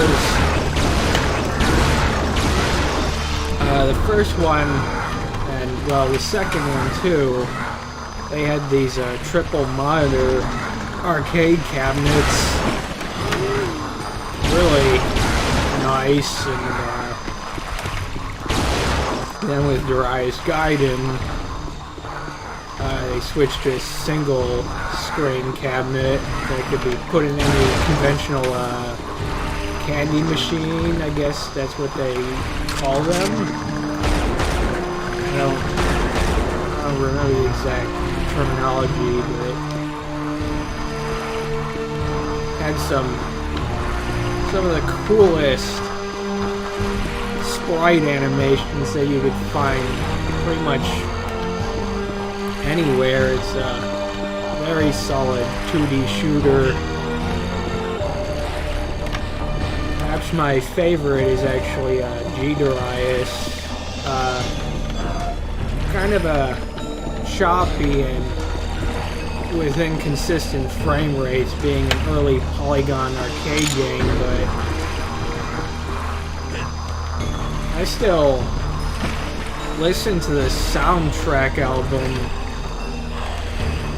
the entire album, just every now and then, but I haven't played the game in quite a long time because I don't really have an arcade stick handy. I was borrowing one, but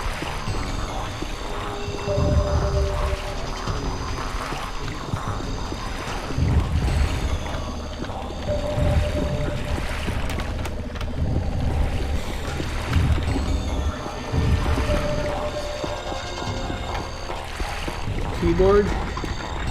Or...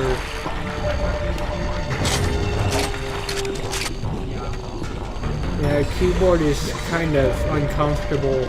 I know there is one dedicated STG player. I think he played Dodonpachi Diojo. He played it. There goes my life. But I think it was Prometheus. He played with the keyboard. He pulled off some pretty impressive scores there.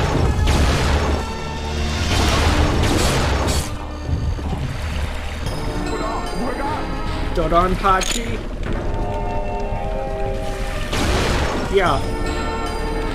He says it feels a lot natural from what I've heard.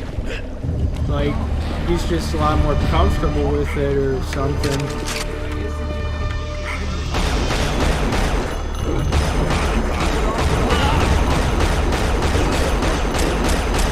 Yeah.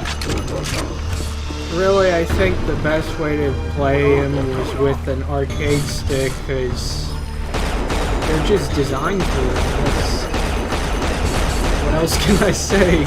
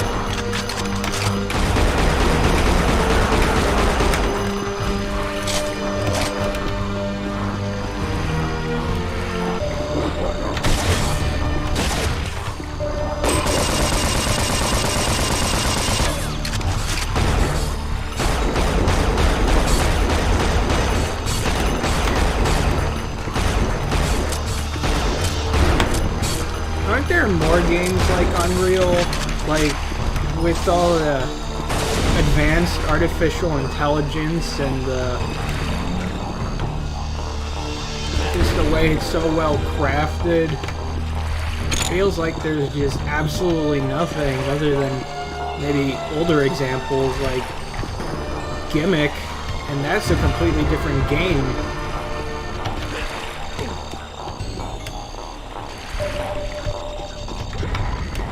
Yeah, there are two names for it. In Japan, it's just plain old Gimmick.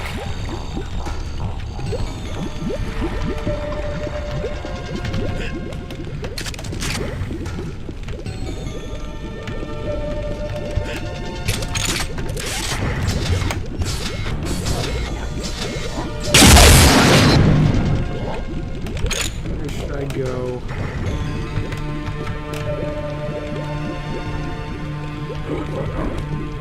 I'm just gonna walk out.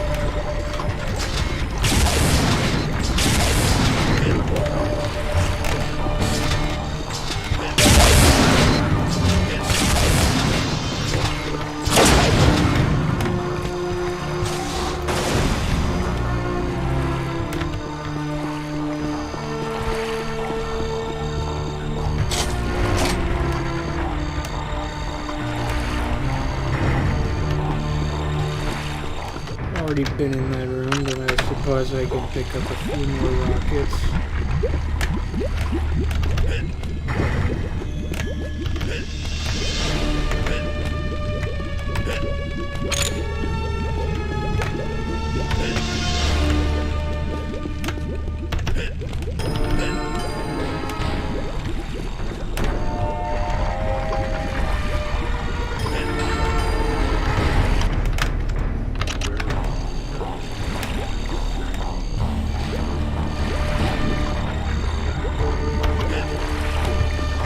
heard of that game. I know one person following me has mentioned it a lot, and I would be interested in playing it.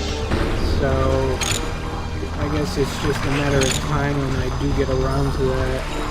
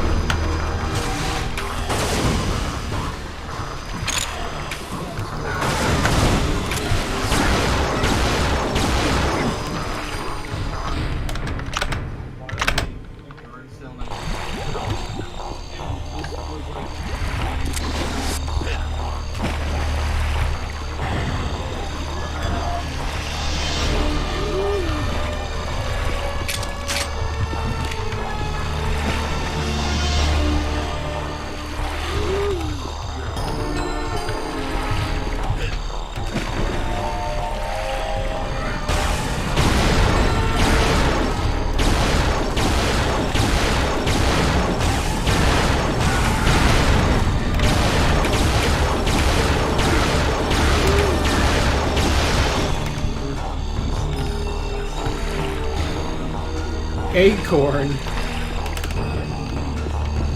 Wow. It was a Risk workstation, but I'm not sure if it...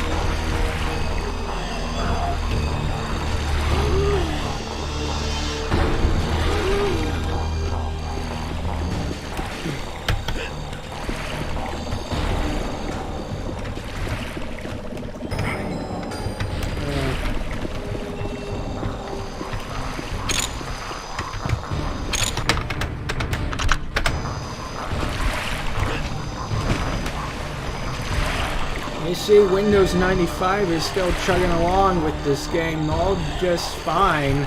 It's often stereotyped for its blue screens of death is... Death? What? Deaths? What am I doing now? Bluey screamers of death is...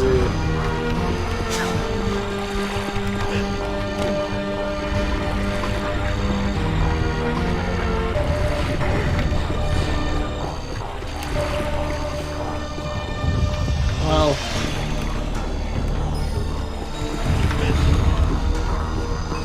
oh yeah, first edition, we've talked about that before, how it is just really prone to even failing setup. Just like setup can fail unless I have like a chipset driver installed, but Irma takes care of that pretty easily. That was something that I had to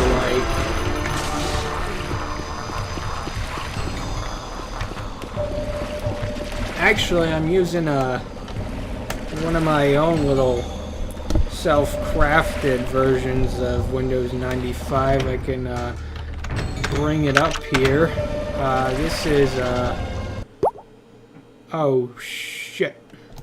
Oh well, I saved. I knew something would go wrong, but this is Windows 95D, which is not a real version of Windows 95, but what it does is it has window gradients, menu animations.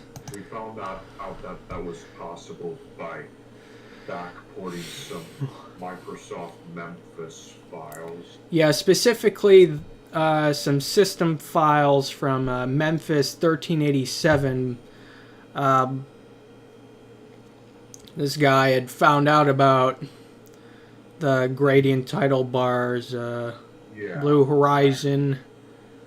I accidentally stumbled upon the gradient toggle feature when breaking down the build for review, and I came across that. I know it already had menu animations just like in Nash, but not gradient bars. Right.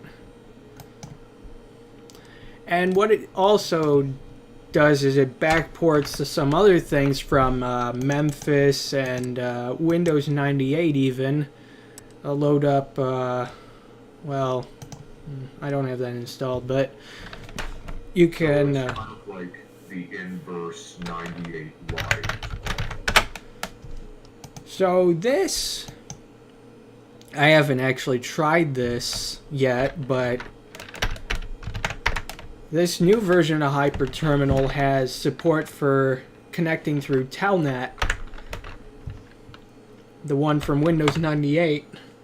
So we'll take a look at that real quick, and I'll get back to our little Unreal business. Yeah. Blinking lights. Now this is a pretty good way to test Telnet. Oh. You know, I thought I don't know. Maybe either my TCP/IP configuration is bad, or it just doesn't actually work through here. Because I know it was the help file had said it takes advantage of like the Windows 98 features, but I'll have to look more into that later. Few others magnifier. Yes. There it is. Yeah, this is taken from a Memphis beta. The one from 98 won't work on here, but as you can see, it is just working as you might expect.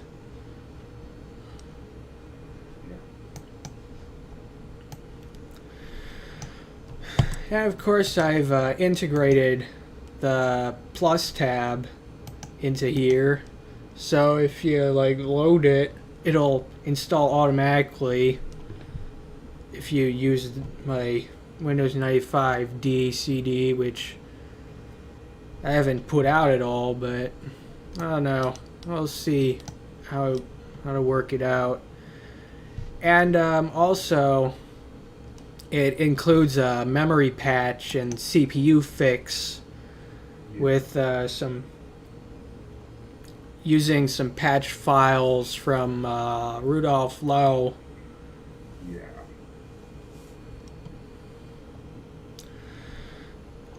So if you have like a 1 gigabyte or 2 gigabyte system, you can just install that. It'll start off capping the memory at 512 megabytes, but afterwards it applies the patch and then removes the cap, and the memory will register. So, very nice little enhanced Windows 95. Not too significant because it won't add other hardware features Windows 98 has, like SSE instruction support and multiple monitors. But if you still want to use Windows 95 and you kinda like the enhancements that Windows 98 provided, Windows 95D is a sort of compromise between the two.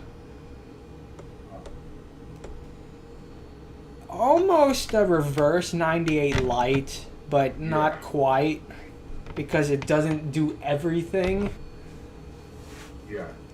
But it does use Windows 95B as the base,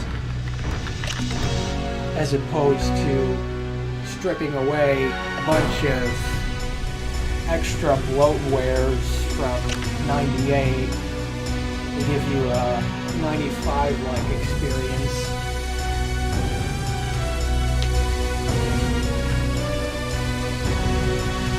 Alright, maybe I should walk around a bit more. Ah, yeah, it's 12:46 over here, so the stream has been going on for quite a long time, better than I've been anticipating. But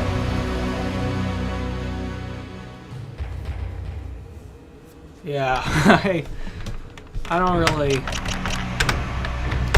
want to go on anymore. I can't do 8-hour streams. Oh, good. Ugh. Even the idea of that is just like, no. My legs are just feeling crappy. With Toontown, me and JW, but not for 8 hours. Sure. That was like 4 or something. 4 or 5. Yeah. Let's see, this has been going for 2 hours and 30 minutes. Have I had a live stream that long? I don't think I may have. Maybe the Windows Internet game stream. Was it that long? I didn't think it was.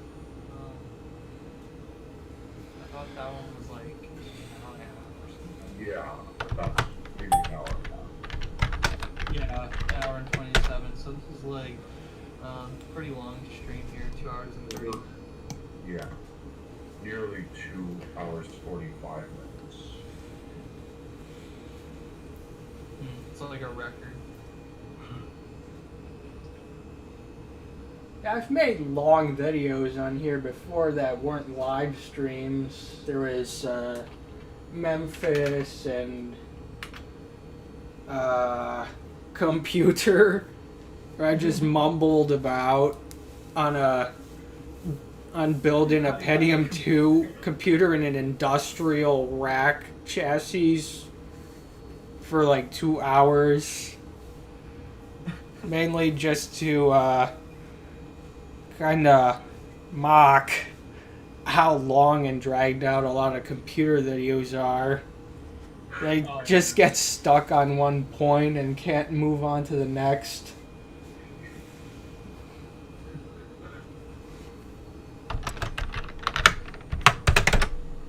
Oh yeah, hardcore Memphis, an hour and 30. Yeah. Yeah.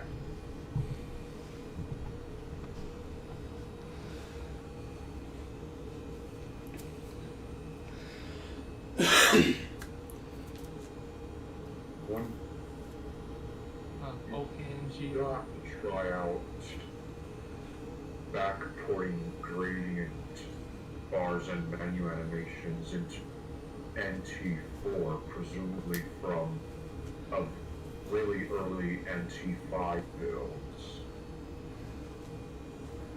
Yeah, it'd be nice if I could pull that off as well. I'm not sure if it will work, but I definitely try it at some point, possibly when I get around to just developing Windows NT support for on Hirma.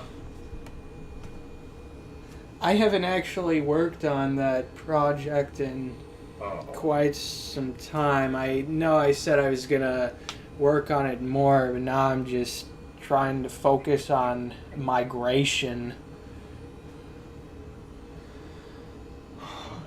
So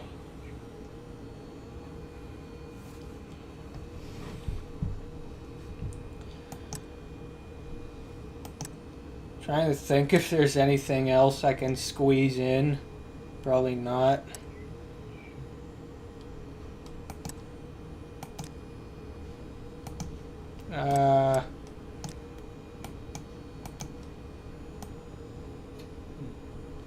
Well,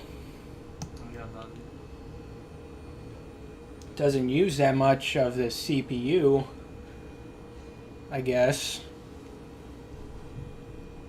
They're just 2 cubes running at 60 frames per second. Probably hardware acceleration plays a lot in that. I mainly just use them for testing video hardware. I coded them myself a couple years back. Haven't really done much else with 3D programming. I would like to get back to that at some point, but it's just something that can't really happen right now. Revive my At some point, I want to revive my 3D graphics engine project I was working on for 9X, but it's hard to come up with like the free time to like sit down and do that kind of stuff. But I'll probably get at around. At some point, I want to like make like some kind of like newer game that is targeted towards 95 and 98.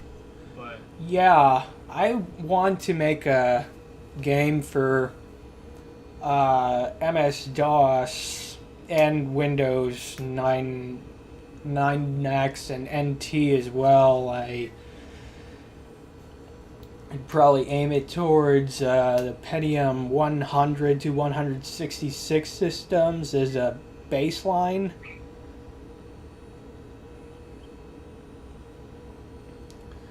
I'll get around to that at some point. I know it's something I've been wanting to do for years, even before I thought, hey, I could code this for an old computer, since I've got so many of them now. But a while back, I wanted to make a game that targets the Glide API, but then I sort of thought to myself that if I wanted to make a game that was built specifically for the Glide API, then I'd also probably have to make sure that it plays nicely with a Glide wrapper so that people without 3DFX cards could run it. right. And there's some like... Well, you could probably like just make it modular possibly, so you could use OpenGL, Direct3D, and Glide. That's something that I would have in mind if I was making a 3D game, and surely I am interested in that too, although that's certainly not going to happen for even longer. But I have to get around to adding OpenGL support to my 3D engine, because right now it's Glide and Direct3D. So I should probably do OpenGL too. I'm not like, it's not that I don't want to do it, but like most of my schoolwork is programming 3D graphics engines for modern PCs, so I don't usually want to come home and do more graphics engine programming, even if it's for an older operating system. It's like completely different work, but it's also sort of like too similar, and I sit behind a computer programming all day. I usually don't want to come home and do it. So that's my dilemma, is that I just like don't want to program all the time. right. That's what happens when you turn a hobby into a profession, then you don't want to do the hobby stuff anymore. Yeah, I'll get around to making that DOS game I have in mind. It's just a lot of things tend to get in the way, including this YouTube channel. Right. And it does demand a pretty large scope, which I'm sure every person who aspires to be a game designer is going to have a large scope, but I've been thinking about it for a long time, trying to refine my thoughts on how it would play out, and I think it could work out very well. I would want to make it something that would last. Definitely something that has a lot of replay value. Right. I'm not usually good at coming up with game ideas. Like, I usually just make the games that people pitch. I don't know, like if someone gives me like a game design, then I usually can make the game, but I can't really come up with game ideas. It's not really something that I'm too good at doing, but I'm not even sure what mine is exactly going to be like. I sort of have a hybrid between a platform and a shooter. Oh, okay.